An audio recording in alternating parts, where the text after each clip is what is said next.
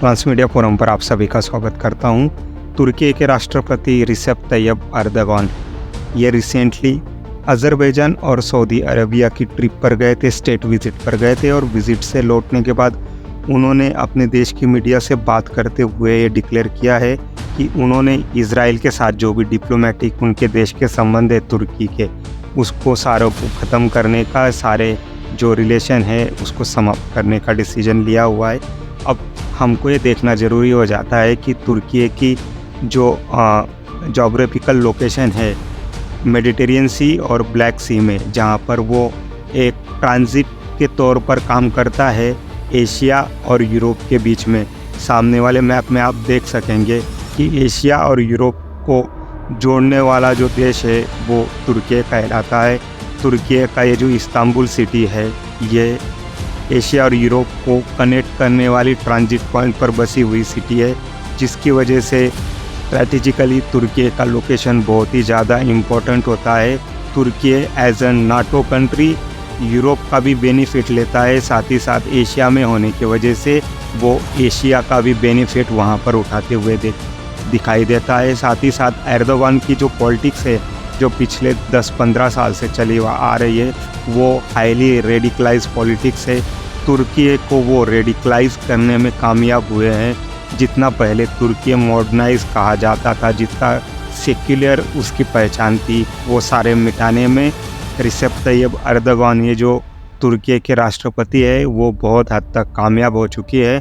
और उनका जो नेक्सस है वो नाटो के साथ तो एंजॉय कर ही रहे हैं रिलेशनशिप, साथ ही साथ वो ब्रिक्स में भी आना चाहते हैं। रशिया से भी अपने संबंध जो है बढ़ाते हुए, ईरान से अपने संबंध बढ़ाते हुए दिखाई देते हैं। कभी वो ब्रिक्स में अप्लाई करते हैं तो कभी वो रशिया से S-400 ये एयर डिफेंस मिसाइल सिस्टम खरीदते हैं, जिसकी वजह से अमेरिका और यूरोप उसके ऊपर खासा नाराज़ होता है। अब ये एर्दोगान ने इजराइल से अपने रिलेशन तोड़ने का क्यों अभी सर्टनली अनाउंस किया, उसकी थोड़ी हिस्ट्री जान लीजिए। पिछले साल 7 अक्टूबर 2023 में हमास की तरफ से एक गाज़ा पट्टी से मैसिव अटैक इजराइल के ऊपर किया जाता है, जिसमें इजराइल के लगभग 1300-1400 सिटीजन्स मारे जाते हैं। उस अटैक के बाद इजराइल काउंटर अटैक हमास के ऊपर करता है, गाज़ा पट्टी में करता है। और पिछले 1 साल से हम देख रहे हैं कि गाज़ा पट्टी को बमबार्डिंग करके इजराइल ने लगभग ख़त्म कर दिया है, तहस नहस कर दिया है। गाज़ा पट्टी में 43,000 डेथ अभी तक काउंट हो चुकी है। 10,000 ऐसी डेथ हुई हैं जिनकी डेड बॉडीज़ नहीं मिली है, जिनकी डेड बॉडी या तो टनल में फंसी है या मलबे के नीचे फंसी हुई है। 1 लाख से ज़्यादा लोग घायल हुए हैं वहाँ पर। और हमास की जितनी भी लीडरशिप थी वो पूरी की पूरी वहाँ पर ख़त्म कर दी जा चुकी है इजराइल की तरफ से। हमास के जो बड़े बड़े लीडर थे, जहाँ पर आप देख रहे हैं मोहम्मद दाएफ, उसके बाद इस्माइल हानिया और याया सिनवार, ये जो हमास के टॉप लीडर थे, पिछले 1 साल की लड़ाई में पूरे टॉप लीडर मारे जा चुके हैं। हमास घुटने के बल आ चुका है। और ये जो मिडल ईस्ट का क्राइसिस जो पिछले 1-1.5 साल से चल रहा है, जो वॉर चल रहा है, जिसमें तुर्की, सऊदी अरेबिया और ईरान, ये जो मिडल ईस्ट के 3 बड़े कंट्रीज़ है, बड़ा ही रोल वहाँ पर अदा करते हुए दिखाई दे रहे हैं। लेकिन अब ये जो वॉर है वो लेबनान से, सीरिया से आगे बढ़ते हुए ईरान तक पहुँच चुका। आपको पता ही होगा कि इसी साल में 2 बार ईरान और इजराइल का डायरेक्ट कन्फ्रंटेशन हो चुका है, direct neck to neck attack हो चुका है। और पिछले काफ़ी लंबे टाइम से ईरान IOC की बैठक बुलाने की मांग कर रहा है, यूनाइटेड नेशन की बैठक बुलाने की मांग कर रहा है, ताकि वो इजराइल के ऊपर दबाव बना सके। IOC का मतलब होता है ऑर्गेनाइजेशन ऑफ इस्लामिक कॉरपोरेशन। इसमें 56 कंट्रीज़ होती हैं जो कि इस्लाम को फॉलो करती हैं। उससे ईरान जो है इजराइल के ऊपर दबाव बनाना चाहता है, लेकिन ये 56 कंट्रीज़ जो है वो किसी काम की नहीं होती हैं, क्योंकि ज़्यादातर मामलों में ये जो ऑर्गेनाइजेशन है इसका कोई महत्व हमको दिखाई नहीं देता है। अगर आप इजराइल के पॉइंट ऑफ व्यू से देखेंगे तो आपको समझ में आएगा एक 1.5 साल के ये वॉर में, मिडल ईस्ट के वॉर ने, इज़राइल ने गाज़ा पट्टी को लगभग ख़त्म कर दिया है। कारपेट लेवल की बॉम्बार्डिंग करने के बाद, पूरी गाज़ा पट्टी पर कंट्रोल करने के बाद अब इज़राइल वेस्ट बैंक और लेबनान की तरफ आगे बढ़ते हुए हमको दिखाई दे रहा है।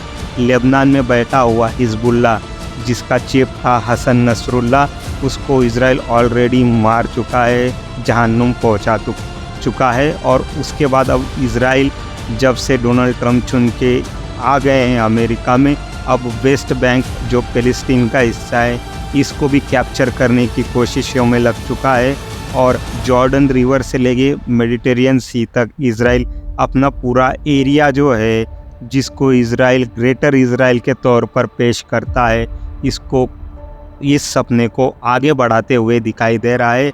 अभी आने वाले समय में आप देख सकते हैं कि ये जो वॉर की क्राइसिस है, ये जो वॉर का फ्रंट है, वो लेबनान से आगे बढ़ते हुए सीरिया और ईरान तक खुलते हुए आपको दिखाई देगा, या हो सकता है मेडिटेरियन सी में ये तुर्की तक बढ़ते हुए दिखाई दे, क्योंकि तुर्की के विदेश मंत्री ने ऑलरेडी बोल दिया है मीडिया में कि इज़राइल उनके ऊपर शायद अटैक कर सकता है, और ये अटैक अगर होता है तो ये वर्ल्ड वॉर 3 की एक टाइप से स्टार्टिंग कही जाएगी। वहीं पर ईरान जो है वो अपने अकेले के बलबूते पर इज़राइल को और अमेरिका को नहीं रोक पाएगा, इसलिए ईरान जो है वो अपनी गोटी सऊदी अरबिया और तुर्की से फिट करने में लगा हुआ है। दोनों से बातचीत कर रहा है ताकि मिडल ईस्ट में वो अकेला ना पड़ जाए और अमेरिका और इज़राइल के हाथों मार उसको ज़्यादा ना खानी पड़े। वो उसके जितने भी प्रॉक्सीज ग्रुप है, वो हमास हो, हिजबुल्लाह हो या हुती रिबल्स हो, उनके द्वारा इनडायरेक्ट प्रेशर क्रिएट कर रहा है इज़राइल के ऊपर। और इज़राइल के जितने भी सहयोगी देश हैं, अमेरिका और यूरोप, उनके ऊपर रिसेंटली खबर आई है कि यमन में बैठे हुए रेड सी में हुती रिबल्स ने अमेरिका का जो अब्राहम लिंकन ये एयरक्राफ्ट कैरियर जो है, जिसको अमेरिका का प्राइड कहा जाता है, उसके ऊपर ड्रोन से और मिसाइलों से अटैक किया हुआ है। अब्राहम लिंकन ये जो कैरियर है, ये अपने आप में एक चलती हुई सिटी कहा जाता है।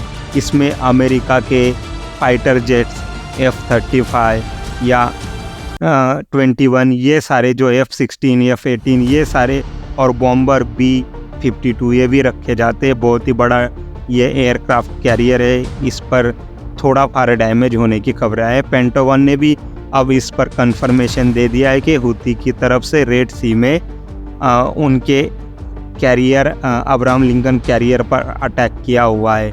तो ये सारा मामला, अब ये जो गाज़ा पट्टी में वॉर हुआ था, ये 1.5 साल बाद क्यों एस्केलेट हो रहा है, इसके लिए आप जान लीजिए।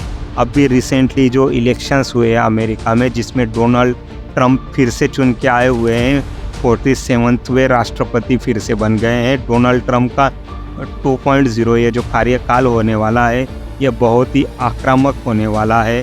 डोनाल्ड ट्रंप का कार्यकाल चालू होने से पहले बहुत सारे जो देश हैं, स्पेशली एंटी यूएस कंट्रीज जो हैं, Iran, Russia, China, south Korea, ये अपनी अपनी सेटिंग कर लेना चाहते हैं।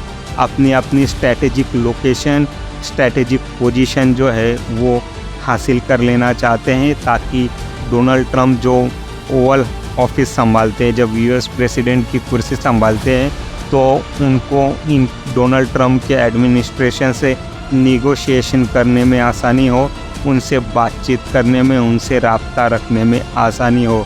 तो आने वाले समय में हर कंट्री, हर देश अपनी गोटी यहाँ पर फिट करते हुए, अपनी सेटिंग करते हुए दिखाई देगा। और आने वाले समय में डोनाल्ड ट्रंप के लिए नए चैलेंजेस क्रिएट होते हुए यहाँ पर दिखाई देंगे। अभी तक आपने हमारा चैनल ट्रांसमीडिया फोरम लाइक और सब्सक्राइब नहीं किया है, तो आप सभी से विनती है, तुरंत सब्सक्राइब बटन दबा के हमारा चैनल ट्रांसमीडिया फोरम लाइक और सब्सक्राइब कर दीजिए। Thank you very much.